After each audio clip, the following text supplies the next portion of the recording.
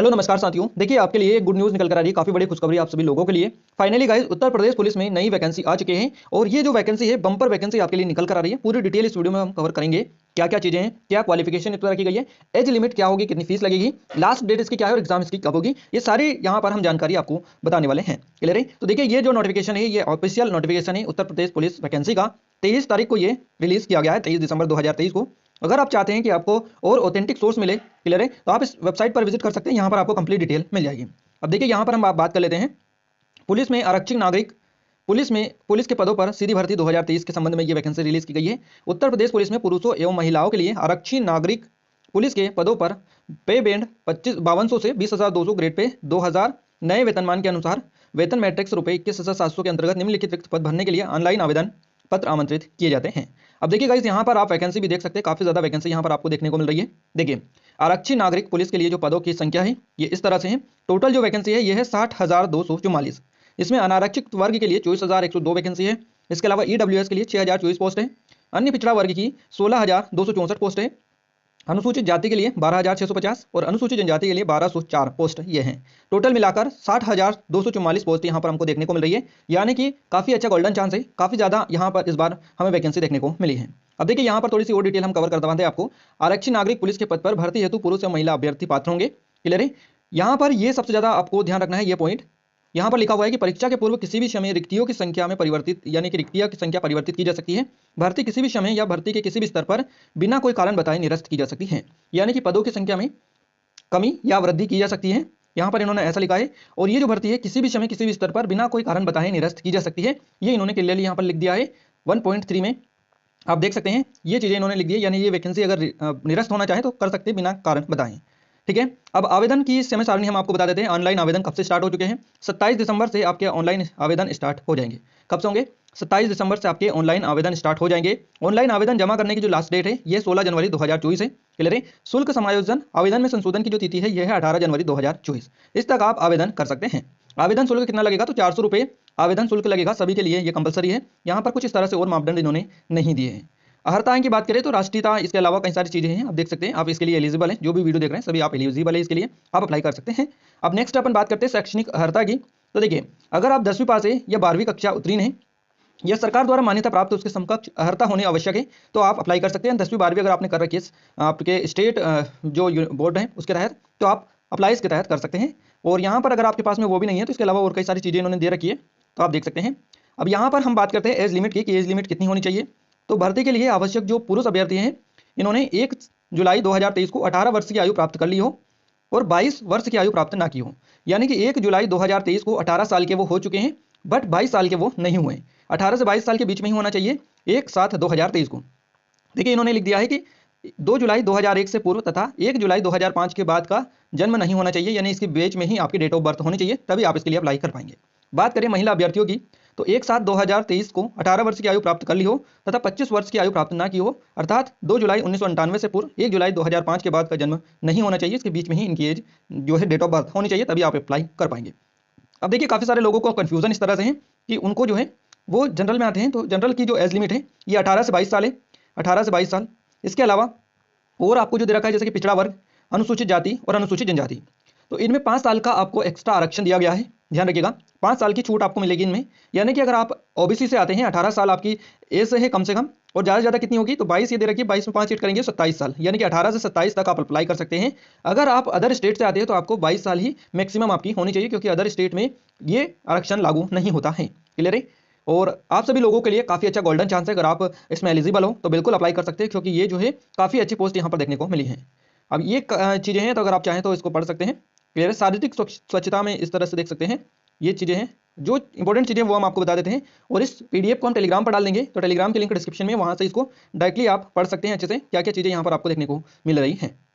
भर्ती की प्रक्रिया की बात करें यहाँ पर अपन, देखिए भर्ती की जो प्रक्रिया है इसमें भी काफ़ी सारी चीज़ें मिल रही है। चयन उत्तर प्रदेश पुलिस आरक्षी और मुख्य आरक्षित सेवा नियमावली जो दे रखी है, क्लियर है, 2015 यथा संशोधित उत्तर प्रदेश पुलिस आरक्षी मुख्य आरक्षित सेवा नियमावली 2017 के अधीन किया जाएगा।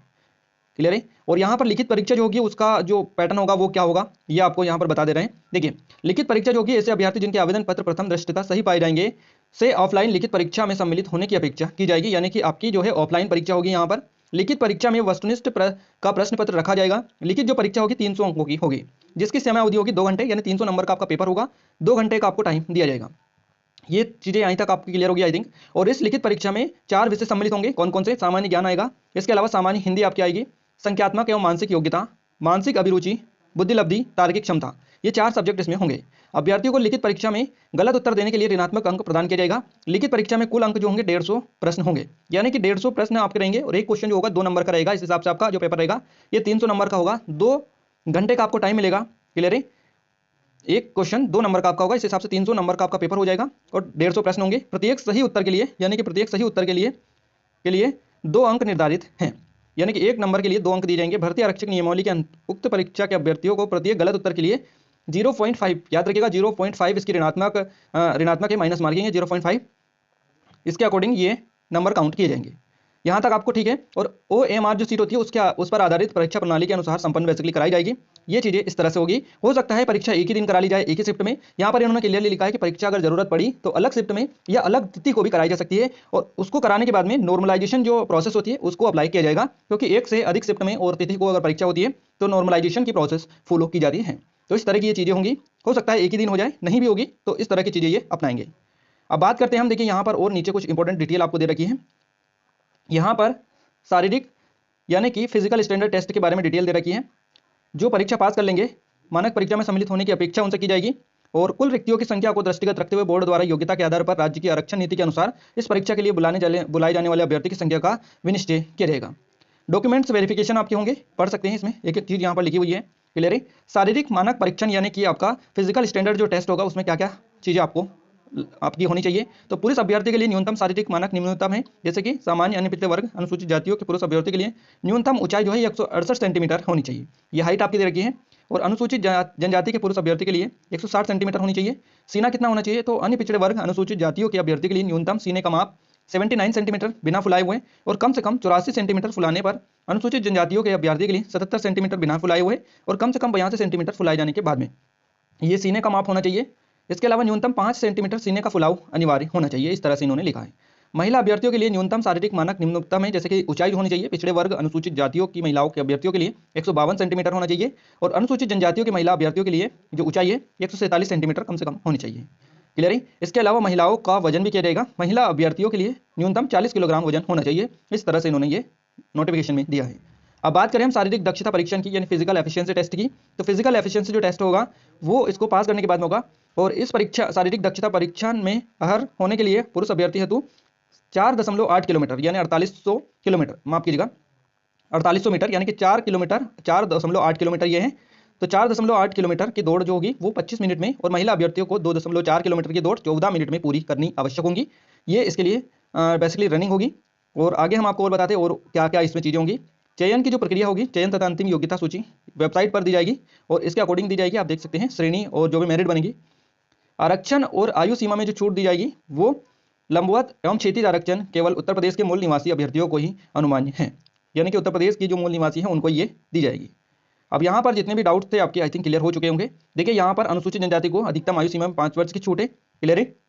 इसके अलावा अनुसूचित जनजाति को 5 वर्ष की, अनुसूचित जाति को 5 वर्ष की, अन्य पिछड़ा वर्ग को 5 वर्ष की छूट दे रखी है। ईडब्ल्यूएस को यहाँ पर छूट नहीं दे रखी है, देख लीजिएगा आप, ये छूट हमने आपको पहले ही बता दी है। क्लियर है? इसके अलावा भूतपूर्व सैनिक, स्वतंत्रता संग्राम सेनानी, इनके लिए भी छूट दी गई है। भूतपूर्व सैनिक को 3 वर्ष की छूट दी गई है। क्लियर है? तो आई थिंक ये सारी चीज़ें आपने देखी ली होंगी। अब इसमें से आपके लिए जो इंपॉर्टेंट चीज़ें हैं वही हमने आपको बताई है। भूतपूर्व सैनिक अगर आप हैं तो आप इसको पढ़ सकते हैं, हम टेलीग्राम पर इसको डाल देंगे। देखिए यहाँ पर आपको एक और आपके लिए लास्ट में काफ़ी ज़रूरी आपके लिए इन्फॉर्मेशन है। यहाँ पर हम आपको बता दें, डिजी लॉकर के थ्रू आप यहाँ पर अपने डॉक्यूमेंट्स जो है अपलोड कर सकते हैं। यहाँ पर हम आपको बताने जा रहे हैं अब सिलेबस। देखिए लिखित परीक्षा का जो पाठ्यक्रम होगा वो किस तरह का होगा ये आप देख लीजिएगा, पूरा का पूरा आपके सामने यहाँ पर हमने रख दिया है। लिखित परीक्षा का जो पाठ्यक्रम होगा, सामान्य ज्ञान इसमें आएगा, जनरल नॉलेज। तो कौन कौन से टॉपिक होंगे? अगर आप अदर स्टेट से भी बिलोंग करते हैं तो भी आप बड़ी आसानी से कर सकते हैं, क्योंकि इतना ज़्यादा इसमें यूपी का जिक्र नहीं आता है। सामान्य विज्ञान, भारत का इतिहास, भारतीय संविधान, भारतीय अर्थव्यवस्था एवं संस्कृति, भारतीय कृषि वाणिज्य व्यापार, जनसंख्या, पर्यावरण, नगरीकरण, भारत का भूगोल, विश्व भूगोल, प्राकृतिक संसाधन। साथ ही अब यहाँ पर देखिए उत्तर प्रदेश की शिक्षा संस्कृति, सामाजिक व्यवस्था, क्लियर है, सामाजिक प्रथाओं के संबंध में विशिष्ट जानकारी, उत्तर प्रदेश में राजस्व, पुलिस एवं सामान्य प्रशासनिक व्यवस्था, मानवाधिकार, आंतरिक सुरक्षा। ये यहाँ तक आपके 2-3 टॉपिक यहाँ पर आपको दे रखे हैं। यहीं से लेकर यहीं तक आपके ये जो टॉपिक है ये दे रखे हैं उत्तर प्रदेश का। बाकी यहाँ पर पूरा नेशनल और इंटरनेशनल का आएगा। देखिए ये मानव अधिकार आ गया, अंतर्राष्ट्रीय सुरक्षा, आतंकवाद, भारत और उसके पड़ोसी देशों के बीच संबंध, राष्ट्रीय अंतर्राष्ट्रीय महत्व के सामयिक सामसायिक विषयों, राष्ट्रीय जो करंट अफेयर होता है उस तरह का। तो यहाँ पर इस तरह की चीजें यहाँ पर पूछी जाएंगी, यानी कि जो उत्तर प्रदेश से रिलेटेड होगा, शिक्षा, संस्कृति, सामाजिक प्रथा और उसके बारे में विशिष्ट जानकारी, इसके अलावा राजस्व, पुलिस, इसके बारे में बेसिकली पूछा जाएगा उत्तर प्रदेश के बारे में। तो इतने टॉपिक आपको 2-3 ही टॉपिक कवर करना है। हिंदी की बात करें तो हिंदी में बेसिकली आप सभी को बताइए जो टॉपिक होते हैं वही टॉपिक इसमें दे रखा है, कुछ भी अलग और नया देखने को यहाँ पर नहीं मिला है। बात करें संख्यात्मक एवं मानसिक योग्यता की, जैसे कि न्यूमेरिकल एंड मेंटल एबिलिटी, तो संख्यात्मक योग्यता में ये टॉपिक आपको मिलेंगे। मैथ्स आपको बताइए, सिंप्लीफिकेशन, डेसिमल फ्रैक्शंस वगैरह, ratio proportion, profit loss, compound interest, time and work, average distance mensuration, partnership. तो इस तरह से जो जितने भी टॉपिक होते हैं मैथ्स में, ये सारे यहाँ पर आपको देखने को मिल जाएंगे।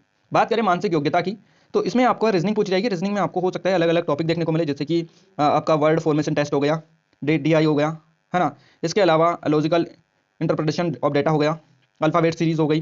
तो ये जो सारे टॉपिक्स है, रिलेशनशिप हो गए, है ना, लॉजिकल डायग्राम्स हो गए, इस तरह के जो टॉपिक है ये आपको रीजनिंग में देखने को मिल जाएंगे। नेक्स्ट जो है ये है मानसिक अभिरुचि, बुद्धि लब्धि एवं तार्किक क्षमता। इसमें आपका क्या आएगा, मेंटल एप्टीट्यूड इसमें आएगा, जैसे कि कानून एवं शांति व्यवस्था, जनहित, है ना। इसके अलावा सांप्रदायिक संभावना, अनुकूलन की क्षमता, व्यावसायिक बुद्धि, इस तरह के व्यवसाय के प्रति रुचि। ये जो टॉपिक आते हैं ये आते हैं मानसिक अभिरुचि में, काफी इजी होता है, एक बार पढ़ लेंगे तो आसानी से आप इसको याद रख पाएंगे।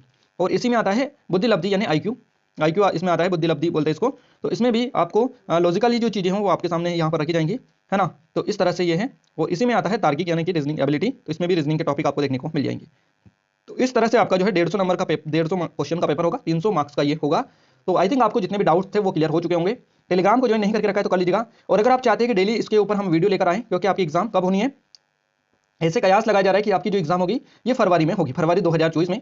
तो काफी कम टाइम आपके लिए बचा हुआ है तैयारी करने में, क्योंकि आप सभी को बताइए काफी सारे 4 सब्जेक्ट है, 4 सब्जेक्ट में डेटा काफी ज्यादा आपको देखने को मिल रहा है। और अगर आप अदर स्टेट से बिलोंग करते हैं तो फिर आपको और ज्यादा प्रिपरेशन करने की जरूरत है। तो अगर आप चाहते हैं कि डेडिकेटेड हम सीरीज स्टार्ट करें यूपी पुलिस के लिए और आपके लिए वीडियोज लगातार लेकर आए ज़्यादा, ताकि आप जल्दी से जल्दी इन सभी क्वेश्चंस को अच्छे से कवर कर पाएं, तो आप कमेंट में कमेंट करके बता सकते हैं, क्लियर है। बाकी आपको अगर कुछ टॉपिक पर वीडियो चाहिए, किसी और डाउट है किसी तरह का, तो आप हमें कमेंट में कमेंट करके बता सकते हैं। साथ ही इस वीडियो को ज़्यादा शेयर करें, आप सभी से रिक्वेस्ट है। चैनल को सब्सक्राइब नहीं किया तो सब्सक्राइब करके बेल आइकन को ऑल पर सेलेक्ट कर लीजिएगा, ताकि जो भी नया वीडियो है सबसे पहले आप सभी के पास में पहुंच पाए। मिलते हैं हमारे किसी नए वीडियो में, नए टॉपिक के साथ, तब तक के लिए जय हिंद, वंदे मातरम।